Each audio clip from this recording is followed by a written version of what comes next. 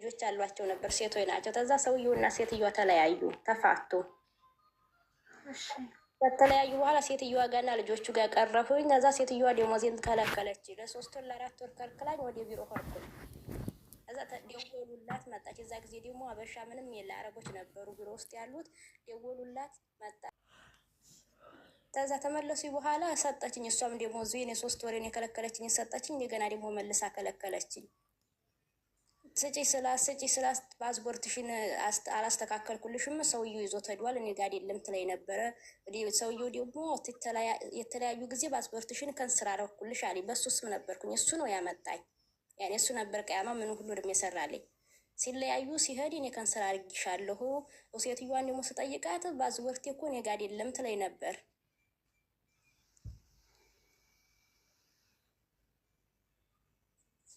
ፓስፖርትሽን የጋ አይደለም ሰውየው ይዞት ሄዷል። ፓስፖርትሽን የቃማም አልሰሩልኝም፣ ፓስፖርቴንም አላሳደሱልኝም። ተዛ ደግሞ እንደዚሁ ስትል ተዛ እኔም ዝም እንዲያልኩኝ ለምን ዝም እንዲያልኩኝ አላውቅም። እስከ 10 ዓመት ድረስ ቤተሰብ ሳላወራው ደግሞ ታልወስድ ቁጭ አልኩኝ እሷ ጋር።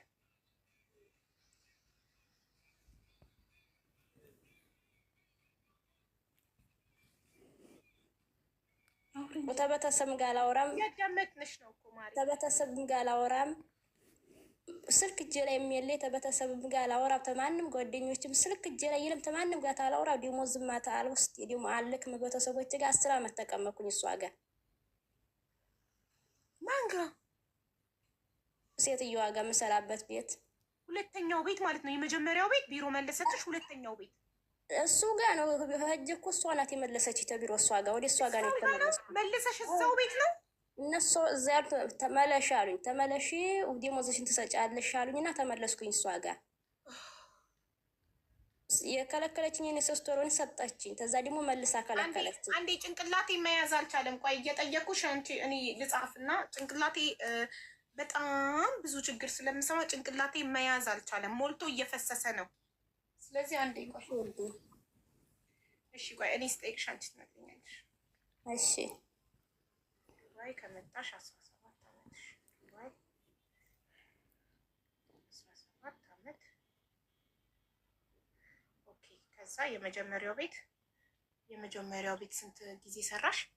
እኔ እንዲህ ቤት ነው እኮ የሰራሁት እኮ መጀመሪያ ቢሮ ከመመለስሽ በፊት ታገር እንደመጣሁ አንድ ቤት ከሆነ ታዩ አንድ ቤት 10 ዓመት ሰራሽ። አንድ ቤት 10 ዓመት ሰራሽ አይደል? ታገር እንደመጣሁኝ አንድ ቤት ነው የገባሁት እኮ እዛው ቤት 10 ዓመት ሰራሽ። አዎ ከ10 ዓመት በላይ አሁን ሆነ። ወይ እየጻፍኩ ነው ማርያም እንዴ። እሺ አጠገብሽ የሆነ ሰው እንደዚህ በይ እያልሽ ነው የምታወሪው? ኖ አይደለም ውዴ፣ እኔ በእኔ ስለገባች ነው እንጂ አይደለም። እኛ ጋር ስላለች ነው ልጅቷ። ለምን በራሷ ቲክቶክ አልመጣችም? በራሷ አላስገባሻትም? ሀቡ ስንት ጊዜ አስገቢ በአላሽ ብለሽ ብዬሽ ማቃችሁ ይመስላችኋል? እኔ በጣም የሚገርመኝ ምን እንደሆነ ታውቃላችሁ? በራሴ መጥቼ አላስገባሽኝም፣ በጓደኛዬ ስመጣ አስገባሽኝ። እድሏ በጓደኛሽ ገባች እንጂ እኔ እኮ አላቃችሁም፣ አልለያችሁም። እሺ በራሷ አስገቢያት።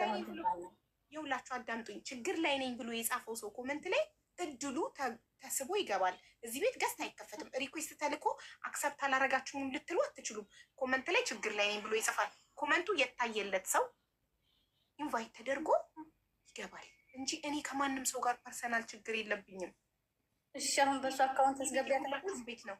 አዎ ቆይ በእሷን ጨርስና ከዛ የራሷን ቲክቶክ ትመጣና እኔ የራሷን ቲክቶክን ማየት ፈልገው። እሺ እሺ አንድ ቤት 10 ዓመት ሰራሽ። አንድ ቤት 10 ዓመት ሰራሽ። የስንት ዓመት ደሞዝ ተከፈለሽ?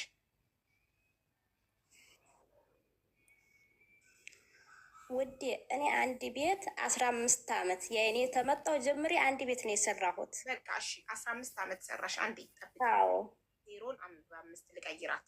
አዎ አንድ ቤት 15 ዓመት ሰራሽ። ስጠይቅሽ ጥያቄውን አጭር መልስ ስጭኝ። እሺ አንድ ቤት 15 ዱባይ ከመጣሽ 17 ዓመትሽ ነው። አንድ ቤት 15 ዓመት ሰራሽ። የስንት ዓመት ደሞዝ ተከፈለሽ? የ5 ዓመት ደሞዝ። የ5 ዓመት ደሞዝ ከፈለሽ። በ17 ዓመት ውስጥ አገር ቤት ገብተሽ አታውቂም? አላውቅም።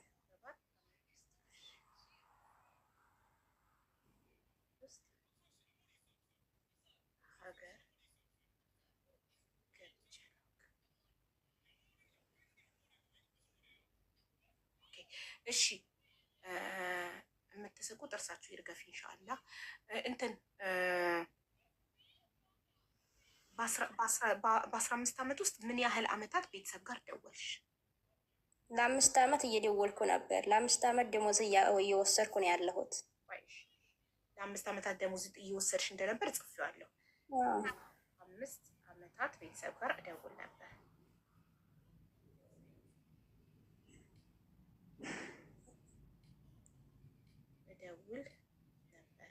ከ5 ዓመት በኋላ ስልክሽን ተቀምተሽ ነው ቤተሰብ ጋር መደወል ያቆምሽው?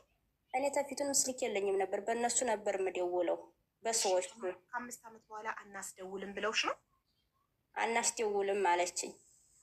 ሰውየውና ሴትዮዋ ከተለያዩ በኋላ አናስደውልሽም አለችኝ። ልህር ስላት ፓስፖርትሽ እኔ ጋር የለም እሱ ይዞት ሄዷል አለች ትለኝ ነበር።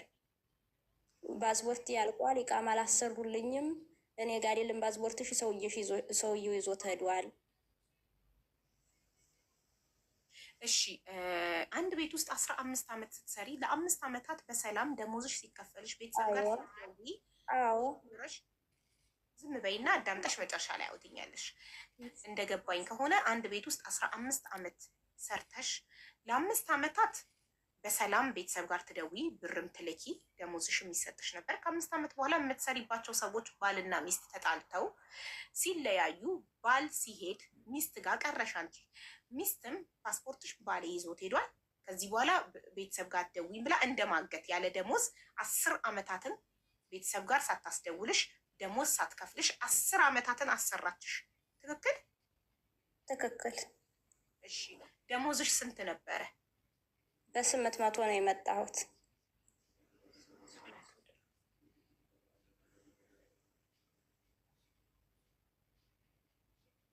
እሺ ከ10 ዓመት በኋላ ምን ተፈጠረ? ከ15 ዓመት በኋላ የተፈጠረው ልጆቹም 2 ልጆች ያሉ ነበር ማሳድጋቸው፣ ትተዋት አባታቸው ጋር ሄዱ። አድገው ያሳደግሻቸው ልጆች ከ10 ዓመት በኋላ አድገው ወደ ተፋቱት ወደ አባታቸው ጋር ሄዱ የምታሳድጊያቸው ልጆች። ስለዚህ አንቺና ሴትዮዋ ብቻ ቀራችሁ ቤት ውስጥ? እንደዛ ነው። እኔና ሴትዮዋ ብቻ ቀረን ቤት ውስጥ። ከዛ ሰውየው አንድ ጊዜ መጣና ሰውየውና ልጅቱ ተቤት አወጡኝ። ወጣሁኝ ተሷ ጋር ማለት ነው። ማለት አውጪ ማለት ሴትዮዋ ሳታውቅ ነው? ሴትዮዋ ታጣቅ ግን ሴትዮዋ ማወቀች። ከዛ መጀመሪያ ከመጀመሪያው ከማውቋ በፊት ሴትዮዋ ሳታውቅ መጥተው ወሰዱሽ። አባትና ልጅ የፈታት ባሏ ማለት ነው። ከተፋቱ ከ10 ዓመት በኋላ መጥቶ ከልጁ ጋር ወስደው የት ወሰዱሽ? እምባሳት ወሰዱኝ። አቡዳቢ እምባሳት አቡዳቢ ኤምባሲ ወሰዱሽ። ኦኬ እሺ። ኤምባሲ ወስደው ለኢትዮጵያ ኤምባሲ ሰጡሽ? ሰጡ ለኢትዮጵያ ኤምባሲ። ከዛ ለኢትዮጵያ ኤምባሲ ሄዶ ነገርኳቸው ሁሉንም። የ10 ዓመት ደሞዝ እንዲያልተወሰድኩኝ፣ እንዴት ተከለከልኩኝ፣ ቤተሰብ ጋር ወጭ አላውቅም ነበር። ሁሉንም ነገርኳቸው። ከዛ ምን አሉኝ? ፓስፖርትሽ ቀራማ ብዙ ቀራማ አለው፣ ይሄን ሁሉ ዓመት ኢቃማ አላሰራሽም። አሁን ወደ ክስ ልንጀምርልሽ ወደ ፖሊስ ጣቢያ ብንወስድሽ አንቺን ነው እንጂ ይዘውሽ ሀገርሽ የሚጆርሽ ምንም እጅሽ ላይ ታይሽ እኛ ምንም ማድረግ አንችልም አሉኝ። ኤምባሲ ነው ይሄንን ያለሽ? አዎ። ከዛ ፓስፖርትሽን አሳዲሰሽ ኢቃማ ሰርተሽ ነይ ቶሎ፣ ከዛ እኛ ወደ ክስ ገብተን እናግዝሻለን አሉኝ። ተመለስኩ ተሰውየው ጋር እሱም አሳደሰልኝ ፓስፖርት። የዛ ጊዜ ደግሞ መብረት ወርዶ ነበር። ቀራማ ሁሉም ፓስፖርት ላይ ያለው ለነው ፓስፖርት የካምፑሱ ቀራማ አለው። ይሄን ሁሉ አመት አታሳድስም አይደል? ቀራማ ሁሉም እንት ወረደ የለኝ ለምህረት ቀራማውን የምህረት አዋጅ ወጥቶ ነበረ። ሰውየው በምህረት አዋጁ አሰራለሽ? አዎ እንደዛ ነው አሰራልኝ። ሁሉም ቀራማ ወረደ። ኢቃማም አሰራሁ በሰውየው ጋር ቁጭ ብዬ እየሰራሁኝ ማለት ነው። ልጆቹ ጋር ሰውየው ጋር እየሰራሁ ሚስቲቱ ባወቀች ሰዓት ቤት መታ ልትመታሽ ወይ ልትወስድሽ አልሞከረችም? አልመጣችም፣ አልሞከረችም። ሰውየው ደግሞ ከቤተሰቦቹ ጋር ነው የተቀመጠው። ከዛ እየሰራሁኝ ፓስፖርቴንም አሳደስኩኝ። ኢቃማም ሰራልኝ ሰውየው። ግን ኢቃማ በራሴ ደሞዝ ነው የሰራልኝ። እኔ እየሰራሁኝ እሱ ጋር ተደሞዜ ላይ የ4 ወር ደሞዝ ገንሶ ወስዶ ሰራልኝ ኢቃማ። ግን በስንት ደሞዝ ተቀጠርሽ ሰውየው ጋር? በሺ ነው የሰራሁት። በ1 ሺህ። ከዛ በ4,000 ድርሃም የ4 ወር ደሞዝሽን ወስዶ ኢቃማ አሰራለሽ? አዎ አሰራልኝ። አመት ተቀመጥኩኝ ሰውየው ጋር። አመት የተቀመጥኩኝ ፓስፖርትን እያሳደስኩ ኢቃማዬንም እየሰራሁኝ እንደገና ቤተሰብም ጋር ደወልኩኝ፣ ተገናኘሁኝ። እነሱን እያለቀሱ ነው የቶሎ ነው የቶሎ ሁሉንም ትተሹ ነው የቶሎ እያሉኝ አሰራሁኝ። ሁሉንም ወደ ኤምባሳት ሄጄ ደሞዜን እንዲቀበል የፊቱም ይቅርታ፣ ከ15 ዓመታት በኋላ የቤተሰብ ቁጥር አልጠፋብሽም? ከ10 ዓመት በኋላ የቤተሰብ ቁጥር አልጠፋብሽም ከጭንቅላትሽ? አንድ ቁጥር አገኘሁኝ ደብተር ላይ ጥፌ ያስቀመጥኩት ነበር። አዲስ አበባ ወደዚህ ስመጣ የሸኘኝ። ከዛ እሱን የበሽር ያሰል ልጅ ነኝ ስለው ትዝ አለው። ቤተሰቦችሽ እየፈለጉሽ ነበር ብሎ እሱ ደግሞ ወደ ቤተሰቦች ጋር አገናኘኝ። ጥሩ እሺ። ከዛ ይህንን ሁሉንም ጨረስኩኝና ኢቃማዬንም ጨርሼ አሰራሁኝ። ፓስፖርቴንም አሳድሽ ሁሉንም ወደ አምባሳት ውሰድኝ ስለው ለሰውየው የኔ አመቱን የተቀመጥኩበትን ሁሉንም ጨረሰብኝ። ከዛ ጨረስኩኝ ሁሉንም ውሰደኝ ስለው ቃሉን ቀየረ ሰውየው። እኔ ጀምርልሻለሁ ክስኔ ለራሴ አለኝ። ደሞዜንም ከለከለኝ። 1 ወር ከለከለኝ ስጠኝ ስለው፣ የ2 ወር ተከለከለኝ ስጠኝ ስለው፣ ከዛ በቃ እኔ አልፈልግም እምባሳት ውሰደኝ እነሱ እዛ ይጨርሱልኛል ስለው ሰውየው እምቢ አለኝ። ስናገረው ደሞዜን ስለው ለምንድን ነው የምትናገሪው? እዛ ሚስቴ ጋር ቁጭ ብለሽ የለ እንዲ 10 ዓመት ዝም ብለሽ እኔ ጋር መጥተሽ ለምንድን ነው የምትናገሪው? ለምንድን ነው ደሞዜን እያሽቦርቦር የምጨቀጭቅኝ? ዝም አትይም ወይ? ከዛ ለ2 ቀን መታኝ። 3ኛው ቀን ድረስ ፖሊስ ጣቢያ ደወልኩኝ። መታኝ ሰውየው ደሞዝሽን ስለጠየቅሽ? ደሞዜን ስለጠየቅኩኝ ኤምባሳት ውሰደኝ እንዲ ያልከኝ ወስድሃለሁ ብለኸኛ የለም ወይ? ውሰደኝ እዛ እነሱ ሲጨርሽ ነው የቶሎ ብለውኝ የለ እንዴ ክስ እንዲጀምሩልኝ ውሰዲ ብለኸኝ የለም ወይ? ውሰዲ ስለው መታኝ። ለ3ኛው ቀን ለፖሊስ ጣቢያ ደወልኩኝ። እዚህም ጓደኞች ያክስቶች ልጅ ነበሩ፣ ተገናኝቻቸዋለሁኝ። እነሱም ጋር ደውዬ ገዙኝ ብዬ አስወጡኝ። ኤምባሳትም ደውዬ አስወጡኝ። ገዙኝ ሰውየው ሊገለኝ ነው ብዬ ተዛ ምን አለኝ? ተዛ ኤምባሳት ያለው እንደምንም ብለሽ ውጭ ተዛ ቤት፣ እንደምንም ብለሽ ውጭ፣ ሁሉንም ትተሽ ውጭ ተዛ ቤት፣ ህይወትሽን ይዘሽ አገርሽ ግቢ ቤተሰቦችሽ ጋር አለኝ።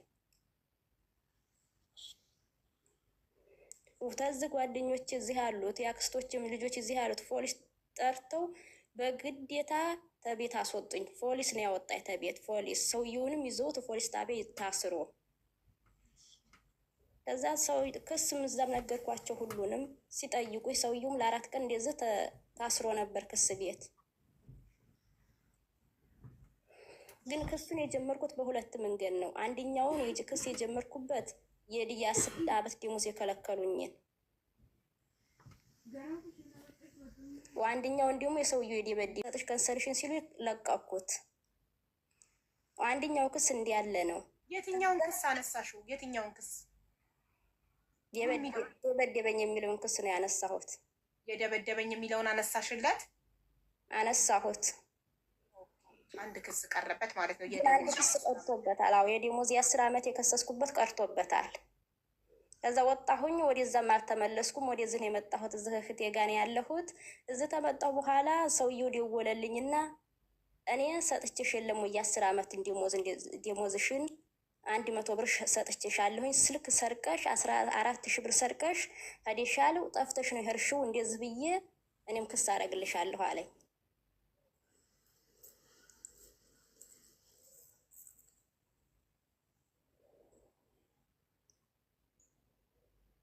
ውዴ እየሰማሁሽ ነው እኮ ማሬ።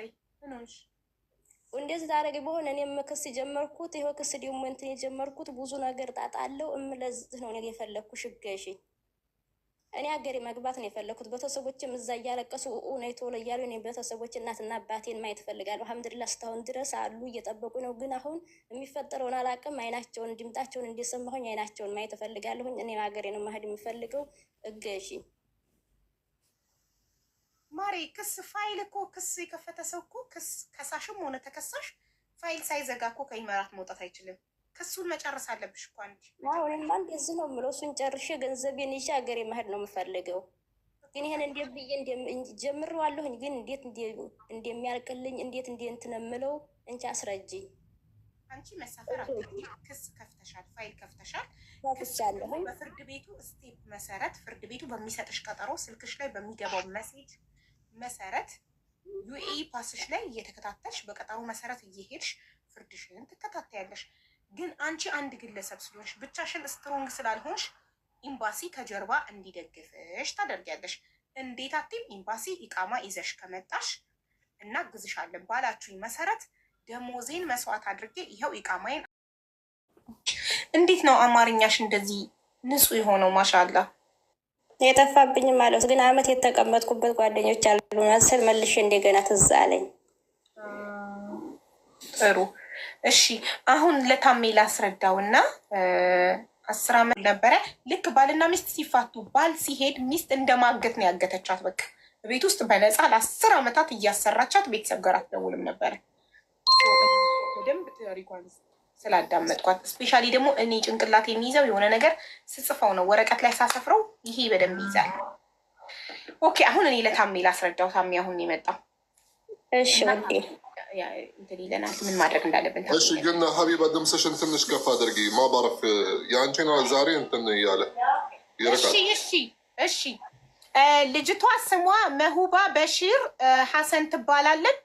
ኢማራት ከመጣች 17 ዓመቷ ነው እና ለ5 ዓመታት ያህል በሰላም የመጣችበት ቤት ስትሰራ በ800 ድርሃም ደሞዟ በስነስርዓት ሲከፈላት ቆይታ ከ5 ዓመታት በኋላ አሰሪዎቿ ባልና ሚስቶች ሲፋቱ ባል ቤቱን ጥሎ ሄደ። ሚስት ብቻ ቀረች። ሚስትና 2 ልጆች ቀሩ። ሚስትም ከዛን ጊዜ ባልየው ባሌ ሲሄድ ፓስፖርትሽን ይዞት ሄዷል፣ ስለዚህ ብላት ስልክም 5 ዓመታት ስልክ እየሰጠቻት ነበር የምትደውለው። በኋላ ባልና ሚስት ሲፋቱና ባል ሲሄድ ሚስት ስልክ ቤተሰብ ጋር ማስደወል ከለከለቻት። ደሞዝ አትከፍላትም። ለምን ያህል ጊዜ? ለ10 ዓመታት። በአጠቃላይ ይቺ ልጅ 15 ዓመት እዛ ቤት ውስጥ ቆየች። 10 ዓመት በነፃ አገለገለች። 10 ዓመት ቤተሰብ ጋር ደውላ አታውቅም።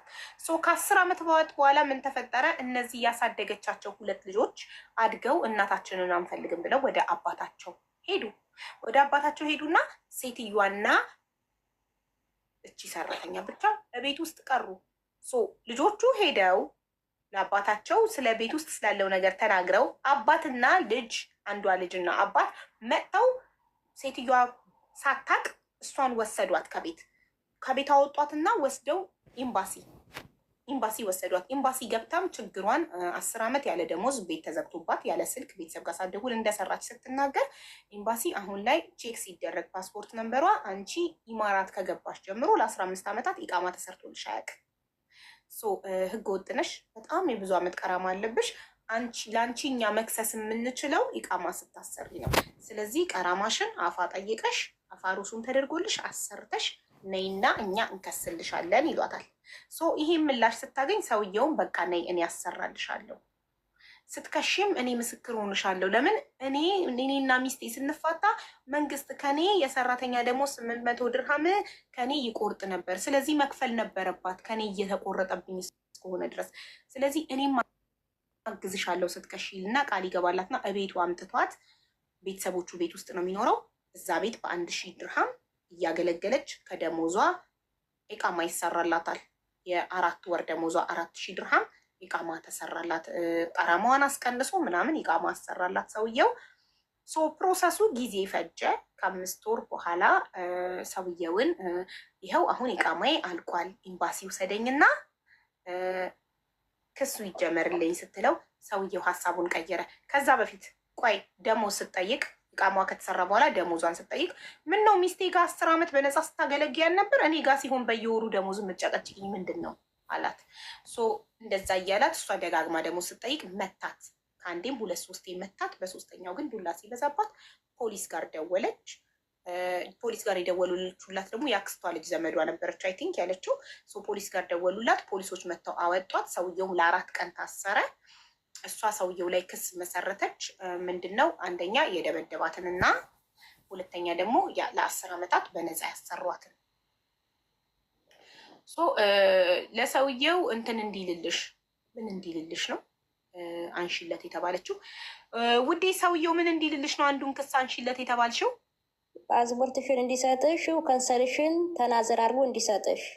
አዎ ካንስሌሽን እንዲሰጥሽ እና ፓስፖርትሽ እንዲሰጥሽ ነፃ እንድትሆኝ ከሱ እሱ ስለሆነ ከፊልሽ አንዱን ክስ አንሺለት ተባለች። እሷም ይሄንን በማድረግ የደበደበኝ የሚለውን ክስ አነሳችለት።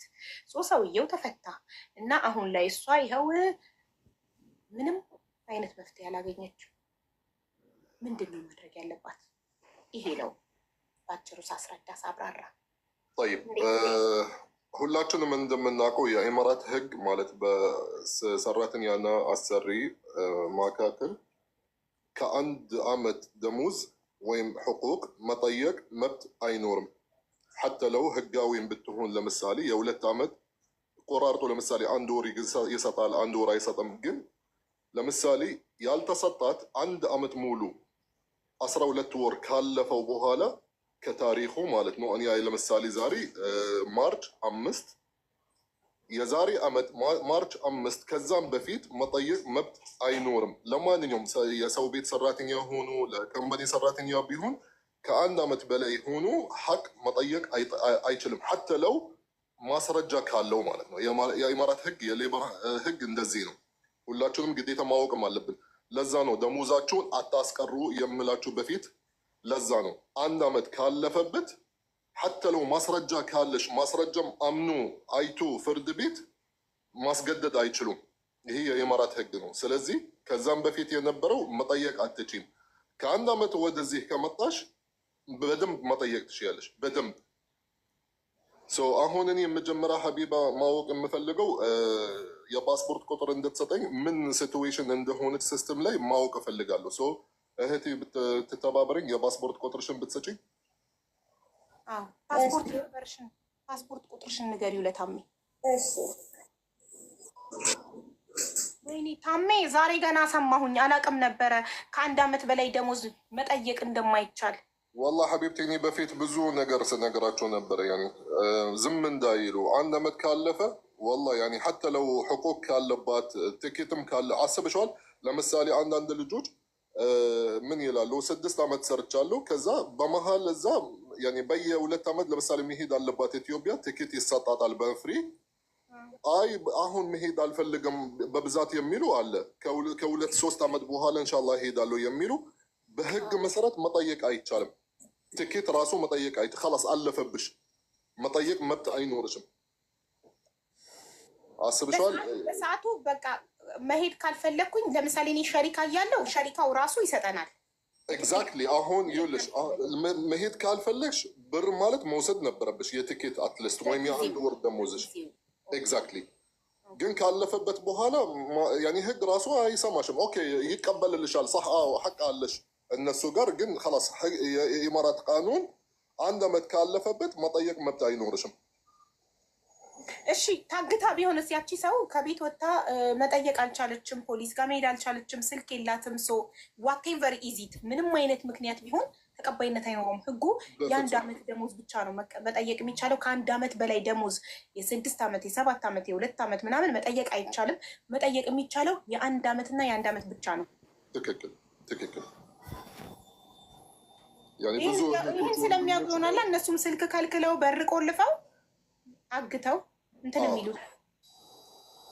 ያኔ ዛሬ ሐታ የሆነች እህታችን መጣች።